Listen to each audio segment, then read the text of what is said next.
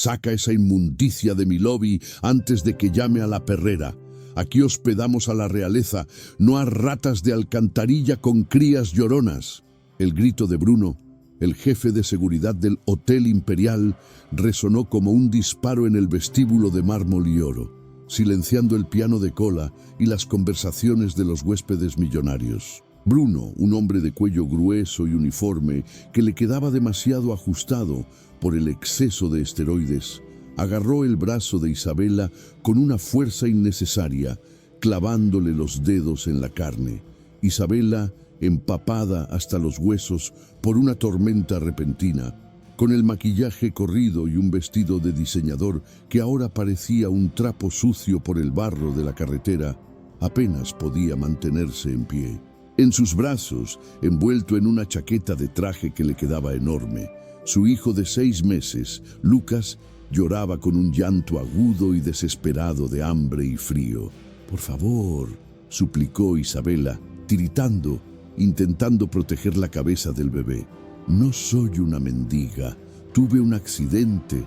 Mi coche se salió de la carretera a 2 kilómetros. Solo necesito un teléfono. Mi bebé tiene fiebre». Pero Bruno era sordo a la súplica. Para él, la pobreza era una enfermedad contagiosa. «No me importan tus excusas baratas», escupió él, empujándola hacia las puertas giratorias.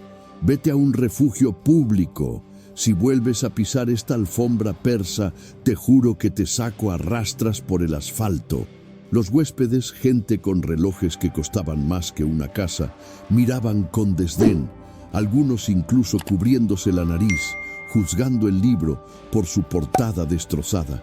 Nadie se movió para ayudar, nadie vio a la madre aterrorizada, solo vieron una molestia estética. Isabela tropezó, cayendo de rodillas sobre el mármol frío, abrazando a su hijo para que no se golpeara. La humillación era un fuego que le quemaba la cara. Pero lo que Bruno y los espectadores arrogantes no sabían era que esa mujer, arrodillada y sucia, no estaba allí para pedir caridad. Estaba allí porque ese edificio, ese suelo, esas lámparas de araña y hasta el uniforme que llevaba el guardia, todo le pertenecía. Isabela no era una vagabunda. Era la presidenta del grupo hotelero Mirage, la dueña absoluta de la cadena, y acababa de sobrevivir a un intento de secuestro que la había dejado varada en la nada. Y mientras Bruno levantaba su bota para empujarla fuera, no sabía que estaba pateando a la mujer que firmaba sus cheques. El prejuicio es la ceguera más peligrosa del ser humano. Nos hace ver enemigos donde hay víctimas y basura donde hay diamantes. Esa noche, el Hotel Imperial estaba a punto de convertirse en el escenario de una lección brutal sobre humanidad. Isabela había vivido las últimas 4 horas en un infierno. Su limusina había sido emboscada, su chofer herido, y ella había tenido que huir por el bosque bajo la lluvia con su hijo en brazos, perdiendo sus zapatos, su teléfono y su dignidad en el barro. Al ver las luces de su propio hotel a lo lejos, pensó que estaba salvada. Pensó que encontraría refugio en su propia casa. Pero en lugar de eso, encontró un muro de arrogancia construido por los mismos empleados que ella pagaba. Bruno representaba lo peor de su empresa, la falta de empatía disfrazada de política de seguridad. Mientras Isabela luchaba por levantarse del suelo resbaladizo, con las lágrimas mezclándose con el agua de lluvia en su rostro, sintió algo más fuerte que el miedo. Sintió ira, una ira fría y ejecutiva. Ella no iba a irse, iba a quedarse, y no como una víctima, sino como el juez supremo de ese lugar. La puerta del ascensor privado se estaba abriendo al fondo del vestíbulo. De él saldría don Ricardo, el gerente general y socio minoritario, el único hombre que conocía su rostro de memoria. El encuentro que estaba a punto de suceder no sería una reunión de negocios, sería un terremoto. Antes de ver cómo reacciona Bruno cuando la verdad le golpee la cara, quiero saber de ti. ¿Alguna vez has juzgado a alguien por su apariencia y te has equivocado? ¿Desde qué ciudad estás viendo esta historia de poder y justicia? Cuéntamelo en los comentarios. Bruno se ajustó el cinturón, sintiéndose el héroe de la noche por proteger a los clientes de la visión de la pobreza. ¡Levántate!, ordenó pateando el bolso de mano de Isabela, un bolso Hermès auténtico que ahora estaba tan cubierto de lodo que parecía una imitación barata del mercado negro. Te doy 3 segundos antes de usar el spray de pimienta. 1. Isabela levantó la vista.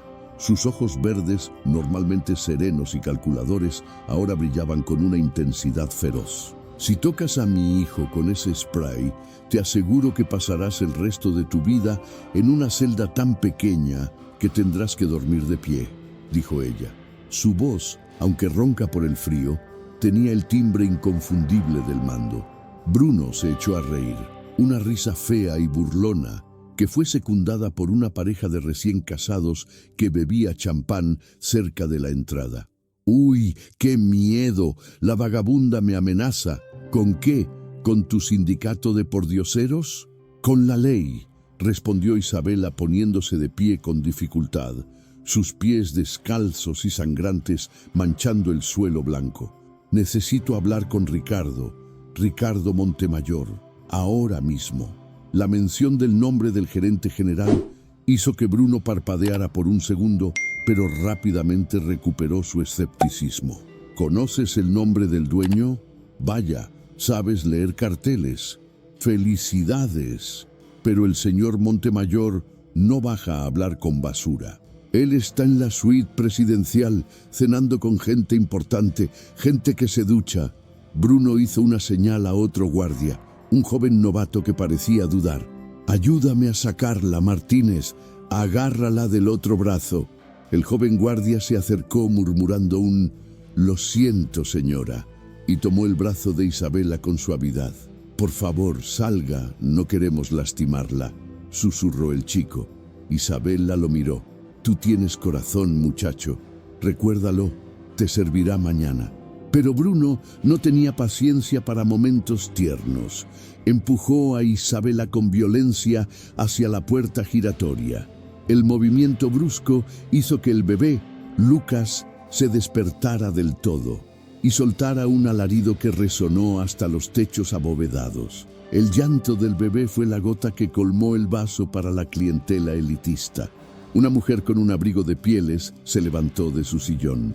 «Esto es inaceptable. Hagan que ese ruido pare. Pagué $1000 por noche para tener paz, no para escuchar a mocosos hambrientos». Bruno, presionado por la queja, perdió los estribos. «Ya la oíste. ¡Fuera!». La empujó con tal fuerza que Isabela chocó contra el cristal de la puerta giratoria. Se golpeó el hombro, gritando de dolor, pero protegiendo al bebé con su cuerpo.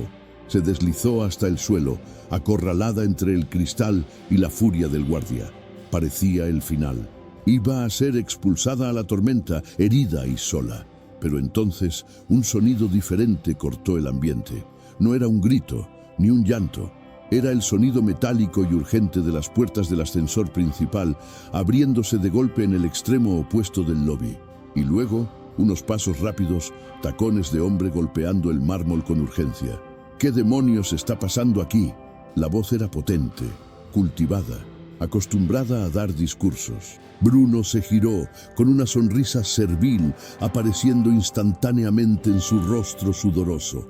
Era don Ricardo Montemayor, el gerente, el hombre al que todos temían.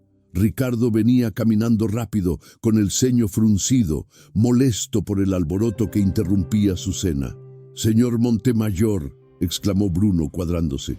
«Disculpe la molestia, solo es una intrusa, una drogadicta con un bebé. Se puso violenta y amenazó a los huéspedes. Estoy procediendo a neutralizarla y sacarla a la calle para mantener la seguridad del hotel». Ricardo se detuvo a unos metros, ajustándose las gafas. Miró la escena. Bruno con la porra en la mano, la mujer rica indignada y la figura encogida en el suelo junto a la puerta.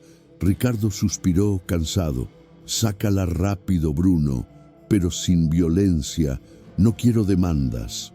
Estaba a punto de darse la vuelta y regresar a su cena, desinteresado en los detalles de la limpieza, cuando Isabela levantó la cabeza. El movimiento hizo que su cabello mojado se apartara de su cara. La luz de la lámpara de araña iluminó su perfil, sus ojos verdes, la cicatriz pequeña en su barbilla y, lo más importante, iluminó el collar que llevaba puesto. Un collar de diamantes único, con el emblema del grupo Mirage, una pieza que solo existía una en el mundo. Ricardo se congeló. Sus ojos se abrieron tanto que parecía que se le iban a salir de las órbitas. El color desapareció de su rostro, dejándolo tan blanco como el mármol que pisaba. Dio un paso vacilante hacia adelante, ignorando a Bruno. «¿Isabela?», susurró, con la voz estrangulada por el terror puro. Bruno se rió. «No, señor. Creo que dijo que se llamaba María o algo así. Miente mucho». Pero Ricardo no lo escuchó. Corrió como un loco hacia la mujer en el suelo. Se lanzó de rodillas, arruinando su traje de $3,000, y extendió las manos temblorosas hacia ella. «Dios mío, señora presidenta, ¿es usted?». El grito de Ricardo, «Señora presidenta», resonó en el vestíbulo con la fuerza de una sentencia divina, congelando el tiempo. La mujer del abrigo de pieles dejó caer su copa de champán, que se hizo añicos contra el suelo, pero nadie giró la cabeza para mirar. Todos los ojos estaban clavados en la escena imposible que se desarrollaba junto a la puerta giratoria. Bruno, el jefe de seguridad, parpadeó 1, 2 veces, su cerebro de matón incapaz de procesar la información. Miró a su jefe, el todopoderoso Ricardo, arrodillado en el barro que Isabela había traído de la tormenta, sosteniendo las manos sucias de la mendiga como si fueran reliquias sagradas. «Presidenta», soltó Bruno, con una risa nerviosa que sonó más como un graznido. «Señor Ricardo, por favor, levántese. Esta mujer lo ha hipnotizado. Es una drogadicta. Mírela, huele a pantano. Ese collar debe ser robado». Bruno dio un paso adelante, levantando la porra de nuevo, convencido de que estaba salvando a su jefe de una estafa maestra. Pero antes de que pudiera dar el segundo paso, Ricardo se giró. La expresión en el rostro del gerente general no era de miedo, ni de duda, era de una furia homicida. «Si das un paso más, Bruno, te juro por la vida de mis hijos que te haré desaparecer», rugió Ricardo. La violencia en su voz fue tal que Bruno retrocedió, chocando contra una columna. Isabela, todavía en el suelo, soltó un suspiro tembloroso. El dolor en su hombro era agudo, pero la adrenalina de la supervivencia la mantenía lúcida. «Ricardo», dijo ella, su voz recuperando el tono de mando que usaba en las juntas directivas, a pesar de estar susurrando. «Levántame y consigue un médico para Lucas. Ahora, tiene fiebre alta». Ricardo asintió frenéticamente. «Sí, señora, inmediatamente». Ayudó a Isabela a ponerse de pie con una delicadeza extrema. Cuando ella se erguía, algo cambió en la atmósfera del hotel. A pesar del vestido rasgado, del barro en su cara y de los pies descalzos y sangrantes, Isabela irradiaba una autoridad que empequeñecía a todos los presentes. Se ajustó al bebé en el pecho y barrió la sala con la mirada. Sus ojos verdes se detuvieron en la mujer del abrigo de pieles, que ahora intentaba esconderse detrás de su marido. Luego pasaron al recepcionista, que no había llamado a nadie, y finalmente aterrizaron en Bruno. Bruno estaba pálido, el sudor corriendo por su frente ancha. Empezaba a entender. El collar, el reconocimiento de Ricardo, el miedo en los ojos del personal. No era una estafa. Había agredido físicamente a la dueña de la cadena hotelera internacional que pagaba su sueldo. «Señora», balbuceó Bruno, bajando la porra, sus manos temblando. Yo solo seguía el protocolo de seguridad antivagabundos. Usted no parecía». Isabela dio un paso hacia él. El sonido de sus pies descalzos sobre el mármol fue más intimidante que cualquier tacón. «Protocolo», repitió ella, con una frialdad que hizo que la temperatura del lobby bajara 10 grados. ¿En qué página del manual dice que se debe empujar a una madre con un bebé contra un cristal? ¿En qué cláusula se permite insultar a un ser humano que pide ayuda? Bruno tragó saliva. Estaba oscuro. La lluvia. Pensé que era una amenaza. La única amenaza aquí eres tú, sentenció Isabela. Se giró hacia Ricardo, que estaba gritando órdenes por teléfono para que viniera el mejor pediatra de la ciudad. Ricardo, bloquea el hotel. Nadie entra, nadie sale. Activa el código Fortaleza. Y quiero a este hombre, señaló a Bruno, desarmado y retenido en la oficina de seguridad. No lo quiero fuera de mi vista hasta que la Policía Federal llegue. Bruno intentó protestar, pero el joven guardia, Martínez, el único que había sido amable, se adelantó. Con una expresión seria le quitó la porra y la radio a su jefe. Lo siento, jefe, órdenes superiores, dijo el chico. Isabela miró a Martínez y asintió levemente. Tú te quedas, muchacho. Tú entendiste lo que él no, que el uniforme no te da derecho a ser cruel. Mientras se llevaban a Bruno, protestando débilmente, Ricardo guió a Isabela hacia los ascensores VIP. Señora presidenta, tenemos la suite real preparada. Tengo ropa seca, comida. ¿Qué pasó? ¿Dónde está su equipo de seguridad? ¿Su limusina? En el ascensor, lejos de las miradas de los curiosos, Isabela se permitió flaquear por un segundo. Se apoyó en la pared de espejo, cerrando los ojos. Me emboscaron, Ricardo. En la ruta 40, sabían mi itinerario, sabían que no llevaba al equipo completo porque era un viaje personal para visitar los viñedos. Abrió los ojos y el miedo brilló en ellos por un instante. Mataron a mi chofer, Ricardo. Lo ejecutaron. Iban a por Lucas. Querían secuestrar al heredero. Ricardo se quedó helado. ¿Secuestro? ¿Saben que está aquí? No lo sé. Corrí 3 kilómetros por el bosque hasta ver las luces del hotel. Las puertas del ascensor se abrieron en el ático. El lujo de la suite presidencial era reconfortante, pero Isabela no podía relajarse. Ricardo, escúchame bien, esto no fue un robo al azar. Tenían armas militares, tenían inhibidores de señal, por eso mi teléfono no funcionaba. Alguien dentro de la organización vendió mi ubicación. Ella depositó a Lucas suavemente en la cama king size, tocando su frente caliente. Necesito que revises las comunicaciones de la última semana, de todos, incluidos los directivos, incluido tú. Ricardo asintió, grave. Lo haré, señora. Pongo mi vida en ello. Usted está segura aquí. Este hotel es una fortaleza. De repente, el teléfono fijo de la suite sonó. Isabela y Ricardo se miraron. Nadie sabía que ella estaba en esa habitación. Ricardo no había tenido tiempo de avisar a la centralita. Solo ellos dos y el personal del lobby sabían que ella había subido. Ricardo contestó, poniendo el altavoz. ¿Sí? Hubo un silencio estático al otro lado. Y luego, una voz distorsionada digitalmente, fría y metálica, llenó la habitación lujosa. Bonita suite, Isabela. Lástima que la seguridad en el lobby sea tan incompetente. Te vimos entrar, te vimos llorar, y ahora sabemos en qué piso estás. El código Fortaleza no sirve de nada cuando las ratas ya están dentro de los muros. La línea se cortó. Ricardo miró el teléfono con horror. Isabela corrió hacia la ventana y miró hacia abajo. En la entrada del hotel, entre las sombras de la tormenta, no vio patrullas de policía. Vio 3 camionetas negras, idénticas a las que la habían sacado de la carretera horas antes, apagando sus luces y estacionándose silenciosamente donde las cámaras de seguridad tenían puntos ciegos. El enemigo no estaba viniendo. El enemigo ya había llegado y alguien les había abierto la puerta de servicio.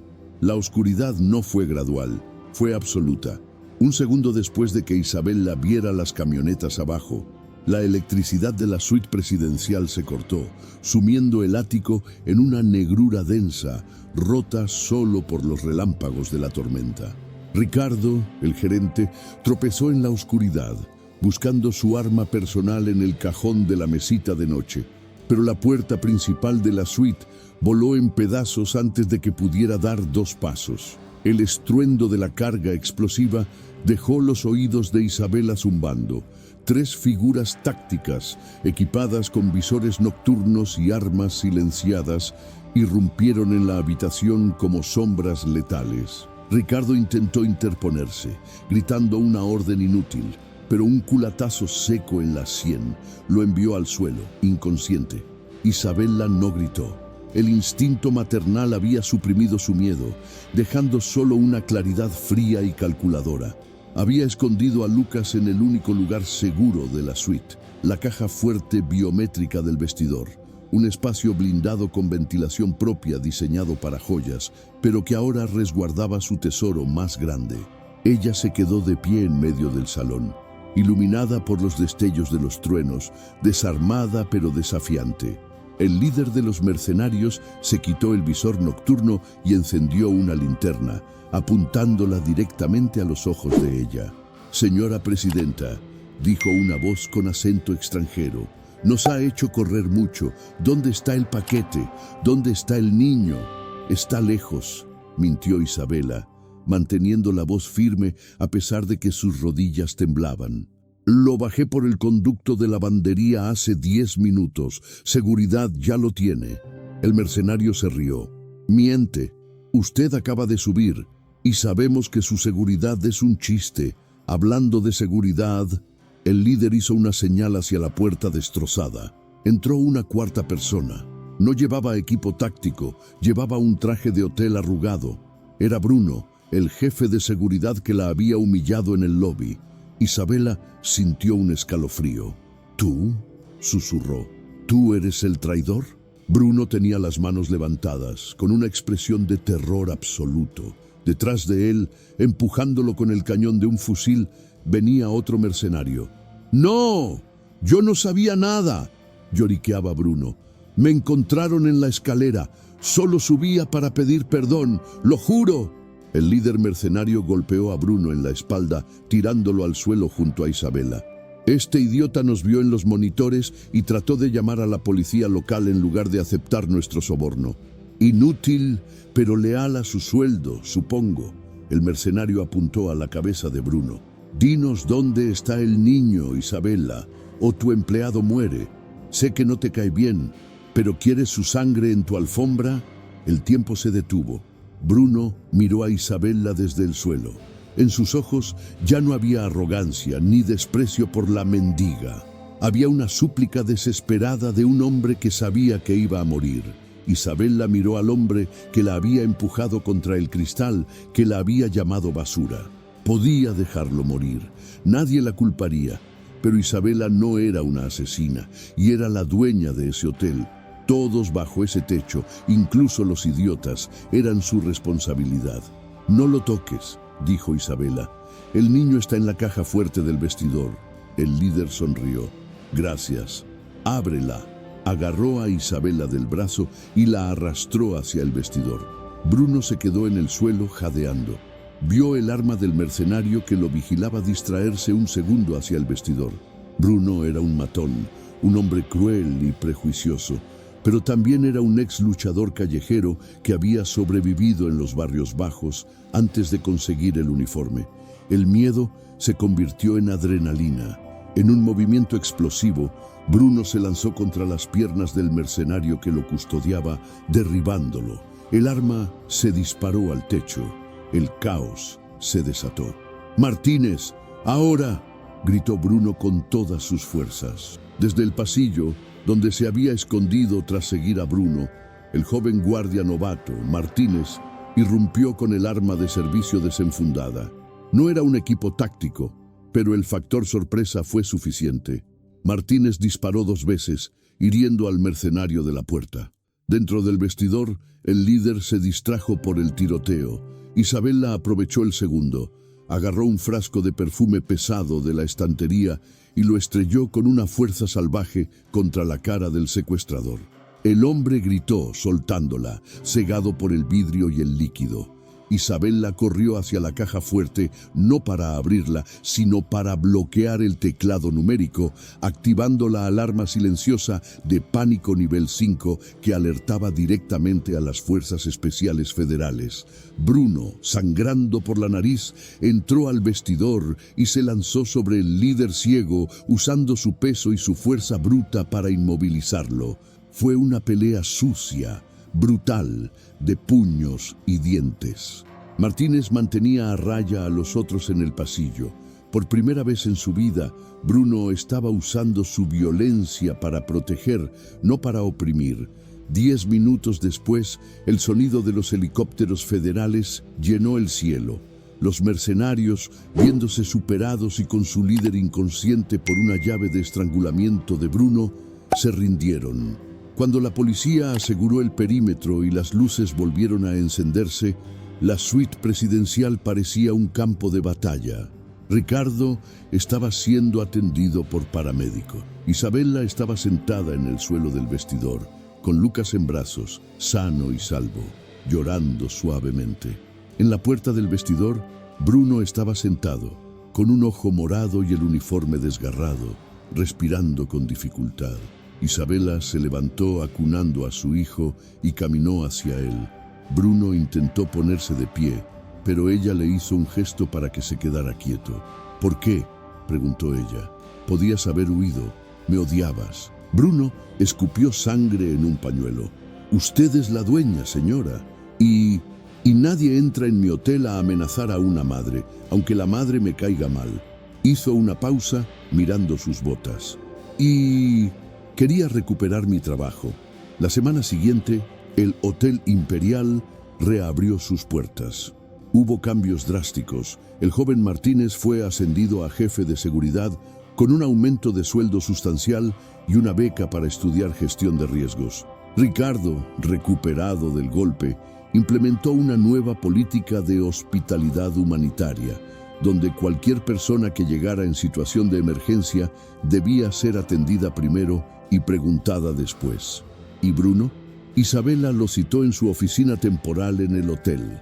Él entró sin uniforme, con ropa de civil, esperando el cheque de liquidación y quizás una denuncia. Isabella estaba detrás del escritorio con Lucas jugando en una alfombra a sus pies. «Te salvaste de la cárcel, Bruno», dijo ella sin rodeos. «Tu acción esa noche compensó tu agresión anterior ante los ojos de la ley. Retiré los cargos». Bruno asintió. «Gracias. Me iré entonces». «Espera», dijo Isabella. «No vas a volver a ser jefe de seguridad. No tienes el temperamento para liderar personas con respeto. Todavía». Ella le lanzó un juego de llaves. «Pero necesito un chofer personal. Alguien que sepa pelear, que conozca las rutas y que, aparentemente, tenga un extraño sentido del deber cuando las cosas se ponen feas. El sueldo es bueno, pero si vuelves a mirar a alguien con desprecio, te despido en medio de la autopista». Bruno atrapó las llaves en el aire, miró a Isabella, luego al bebé Lucas. Por primera vez, su rostro tosco mostró una sonrisa genuina, sin malicia. «Manejo con cuidado, señora, no se preocupe». Isabella vio cómo Bruno salía de la oficina. Había aprendido que la redención no es borrar el pasado, sino construir un futuro diferente. Bruno nunca sería un santo, pero bajo su vigilancia nadie volvería a lastimar a su familia. Ella tomó a Lucas en brazos y se acercó al ventanal, mirando la entrada del hotel donde todo había comenzado. Ya no veía un lugar de exclusión. Veía un lugar donde una tormenta había limpiado la suciedad, revelando que a veces los monstruos pueden ser domados y las reinas pueden caminar descalzas para encontrar su verdadera fuerza.